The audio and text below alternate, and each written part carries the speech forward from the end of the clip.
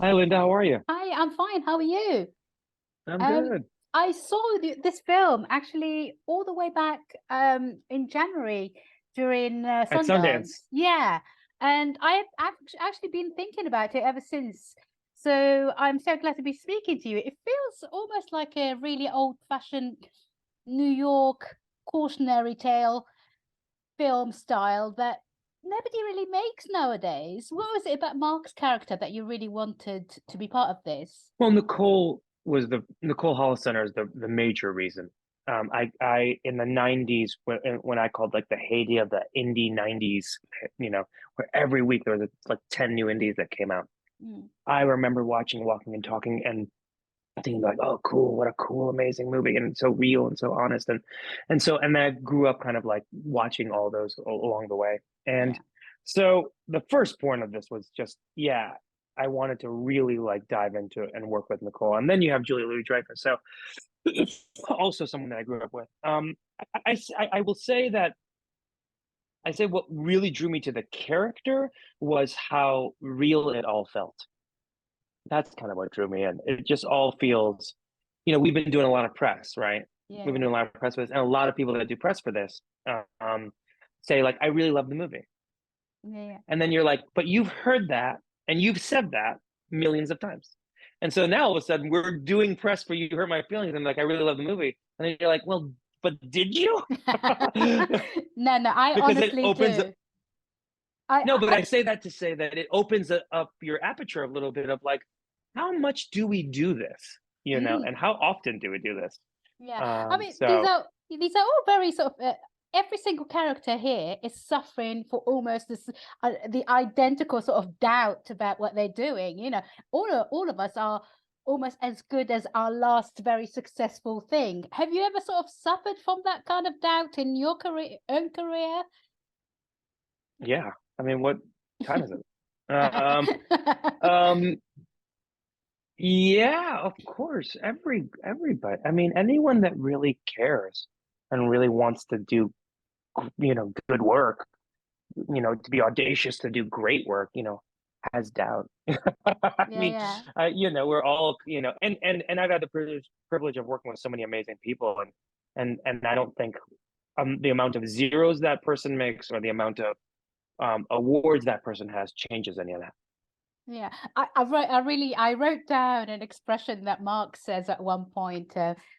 He's when he's saying that he's given up on acting, and he says, "Oh, I don't think I'm very good. In fact, I think I just wanted to be famous."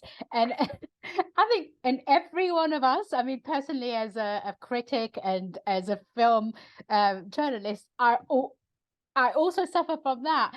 That really hit. And I think that's really what's important about this. Talk me through that those little things that he says that are like a dagger to the heart.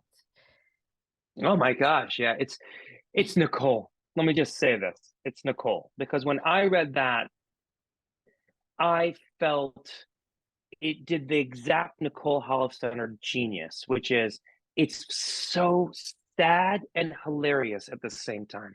Mm. It's funny because it's like, oh, that is the truth. A lot of actors go out here just trying to become famous. Yeah, I yeah, teach in a high school, acting to high school students, and you could feel it. You could feel like some of them, but at the same time, it's also really revealing because now this person has dedicated 20 years of their lives to an ego trip, to undiagnosed ego. yeah, Like, yeah, and that's sad. yeah. And and I love that. And it's not only sad, in a weird way. I know it sounds, maybe I'm being too optimistic here, but I'm glad that he figured it out at that age. And not some people don't figure that out until they're like 60 years. I know actors that just are figuring that out at 60, Oh 70, being God. like, holy shit, I really, if I'm being honest with myself, I Mm. just want fame. Yeah. I just want to be loved. I also I remember seeing you as Stewie in Succession, which is a phenomenal. I mean, it's a phenomenal show. I mean, it's like it won pretty much everything. How was it working on that show and embodying that character, who I have to say is one of my favorite characters? I just wish he was in it No. more. How, You get enough of, how much, first of all, I'll answer the first part. Being on that show is, I mean, I'm sure everyone said this, and I probably said this before. It's a once in a lifetime kind of special mm, lightning in a bottle, whatever phrase you want to come up with, kind of scenario. It's all of the pieces, the puzzle pieces just came together perfectly. And that's not just the writing and acting. I'm talking the crew, sound, costumes, wardrobe, every department just meshed together into this like thing that we have that's called Succession, led all by the amazing Jesse Armstrong. So in that scenario, it's a little bit of a bummer, because I don't know how many lightnings in a bottle in one's career you can have. mm, Um, and so that's that is an experience. But I hope that also people in the industry kind of look at the way that we kind of filmed it and shot it, and kind of use that as a model. We shot on film, and because we shot on 3 cameras on film, we get to do these long, epic, 15-page scenes a day, then which is these like little one acts, and you had a whole bunch of like actors, mostly theater actors, kind of like behaving in a space for a 15-minute take, with 3 cameras. That is just dreamy because you're just watching behavior. And so that it was just a dream. And that's also kind of what made it like the job so kind of like fun and easy. How is it doing, Stewie? I mean, Stewie is the best. He's like, I'm a pretty like socially conscious and civic minded person here in New York City. I've founded a company called Waterwell that kind of like works on that. I'm an Iranian immigrant, but if you remove all of that empathy and all that stuff, and and just have this, just a guy that just really is after one of the evils of the world, in my opinion, but like money and power, and has no kind of ramifications, and there's no consequence. I yeah, mean, how much more joy do you need? Every day was like yeah. coming in there, and you could just like say and do whatever the fuck you want. It was perfect. I do want to touch a bit on, you just mentioned your sort of Iranian sort of background as an Iranian American, and I actually, what I've noticed about your own trajectory in the acting business is that you haven't fallen victim of the typecasting that loads of sort of Middle Eastern actors and actresses find themselves in. How difficult was it for you to navigate that in either Hollywood or on stage in Broadway? It's a great question, Linda. I think the truth is, I'm not put into those pockets because I said no to all those types of roles, and that's why I never worked, because there was no roles. There was no. If you took out like extreme terror, if you take out terrorists and you take out victims, the Middle Eastern population on film and TV is basically nil. And so, in 2005 or six, when I was 2 or 3 years in New York City, I just made a very conscious decision that I'm not going to do that. My family escaped a war-torn country to give me an opportunity to be here, and I'm watching on television shit that doesn't even represent, the 0.01% of who we are. And so, it's,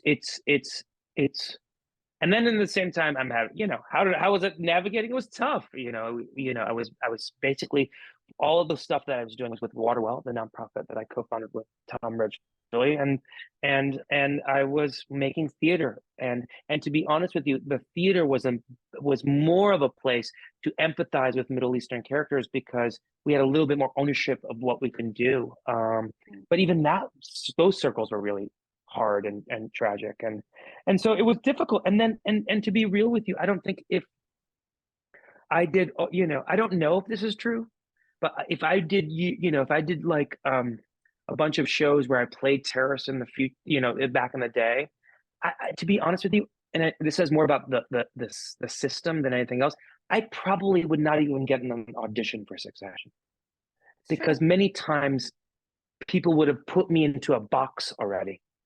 Yeah. And I don't know if that's true. I'll never know. But my gut is that is probably a little bit of the case, because the industries, when they put you in a pocket that works, they want to, before Succession, I only played Middle Eastern characters, and after Succession, I only play assholes. Brilliant. That's You know what I excellent. mean? That's Yeah, that's yeah. how that's how they that's how it works. That's Yeah, just kind yeah, of how it goes. yeah. And using a platform. I'll give you an example. Jesse and I spoke about um how we should leave Stewie's name as Stewie Husseini, because we wanted him to be Iran. I even pitched to him of all the reasons why he can't, and when he came and how he came.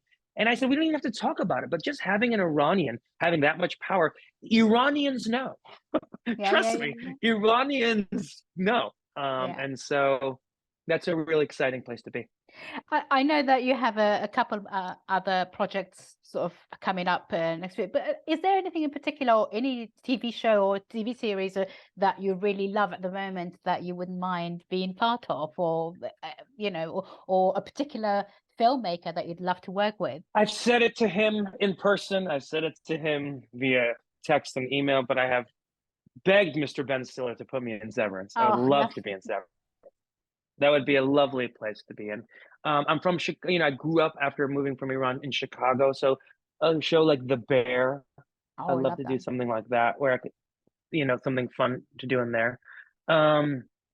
Filmmakers I would like to work with. Yeah, gosh, where to begin? I would love to work with Barry Jenkins. I'd love to work with Terrell McCraney. I'd love to work with Jordan Peele. I'd love to work with Asghar Farhadi. I'd love to. I mean, how much time do you have? I think we're done. Wes Anderson.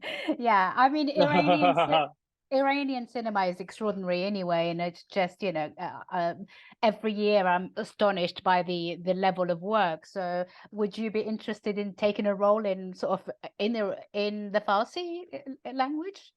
I would love to, absolutely. Yeah. I'm talking to about a couple projects I'm doing that. Yeah, it would be very exciting, especially because we have such a rich history that no one really knows too much about, in which we can tell these kind of big, epic scaled stories and tell them in a way that's very human, and I think, galvanizing. So I think I'm very excited about that, and I can't wait to dive into something like that. Wonderful. Thank you so much for your time. Thank you, and Linda. I really, really absolutely loved the film, and I loved your character, and I related to Thank so you, Linda. much in everything. Same. So thank you very much, and good luck with the Thank film. you, my love. Okay, bye. You too. Bye. Bye now. Ladies and gentlemen, you're watching Hey You Guys. Hey, you guys! Hey you guys. Hey, that's what they all say. Hey you guys. Hey, you guys!